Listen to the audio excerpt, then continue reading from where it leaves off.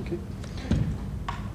Iris, I wonder if you could tell us about how you became involved with this particular project of Age Exchange. Yes, certainly. I was reading the local paper one day and I saw an article in it asking for anybody that had done anything in the war as regards women's work, and being in the Women's Auxiliary Air Force, I wrote to the organiser, Mrs. Pam Schweitzer, and she later came and interviewed me.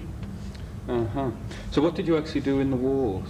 What did you do with the Women's Auxiliary Air Force? Well, I started as an ordinary ACW1, Aircraftswoman Class 1, at Biggin Hill, and soon afterwards I became a corporal, and I was in charge of both Camp Exchange and the other exchange, which was at Keston. I think there's a particular story in the play, isn't there, about how you had to trick your mother to get into the WAF. Oh, is yes. that right? Do you want to yes. talk about that? I was 20 years old. I just recovered from appendicitis, and my brother was already in the RAF, and I had a talk with him, and I said I'd like to do something for the war, and I decided to go up to a Dastrel House in London and volunteer.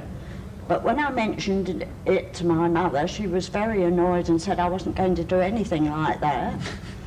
So I took myself off one day on the pretext of going to Haywards Heath, instead of which I went up to London and was interviewed, and they said they would accept me after a medical, and that's how I came about it.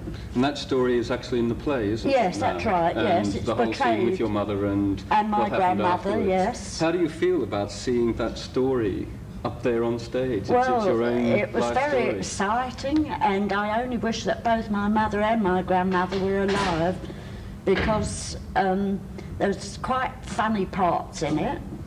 I mean, it wasn't funny to them at the time, but it would be now, and we would have had a good laugh about it. Did you have friends coming along and seeing it and then wondering about that was you 30, 40 years ago? Yes, yes. What was their reaction to finding you portrayed as a young woman who was doing all these mischievous things in a way? Well, some of the ladies came from a pensioners club that I belonged to. They thought it quite hilarious. And then they showed it at my granddaughter's school, which is my old school, incidentally. And my granddaughter, who's 12, her and her friends were giggled, and they thought it was, you know, humorous.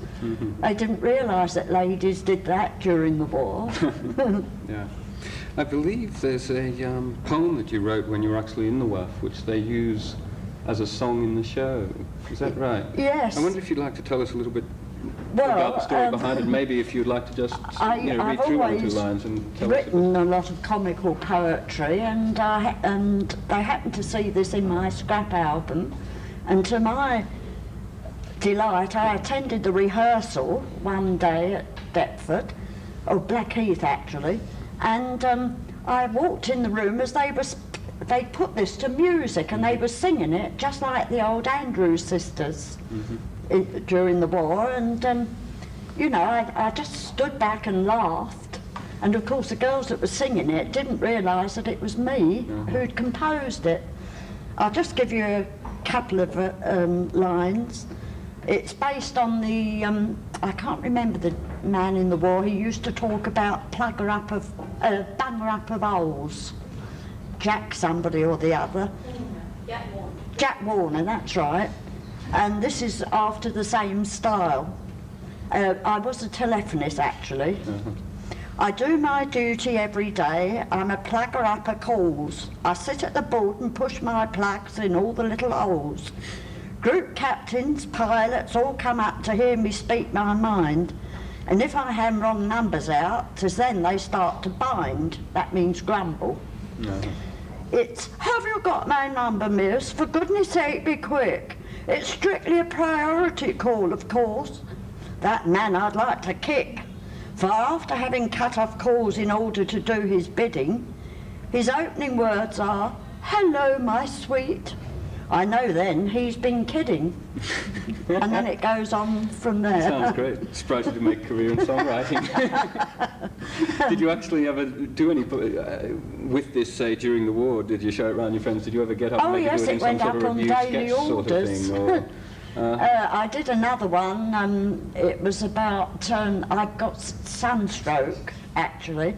After coming off night duty, I fell asleep in my billet garden in the shade, and of course I was so tired that when I woke up 6 hours later, I didn't actually wake up. I had sunstroke, which in wartime was a discipline item, and I was put on the charge, but I got off it as it was done accidentally, and they put that up on the daily routine orders. And shortly afterwards I wrote a poem about sunburn, and you know, in a sort of humorous vein, and my signals officer was so taken with it, they put that up on daily orders as well. So that went all round the camp. A poetess of the services. Had you, in the meantime, had you carried on with any writing and things, or had you done anything to do with theatre or things, or is this the first time you'd sort of come back into that sort of... No, it's the first time I've come back into it since I was a I used to belong to a dancing troupe years ago up until I was 16. But I've not been in any amateur dramatics or anything like that, and I'm getting quite interested in it now. Right, right. Would you like to see yourself actually carrying on with more projects with Age Exchange? Do you see that as being something that you find interesting? Yes, I'd be most interested if I could be of any help, you know. Is that okay? Is that it? Okay. I can't see for looking.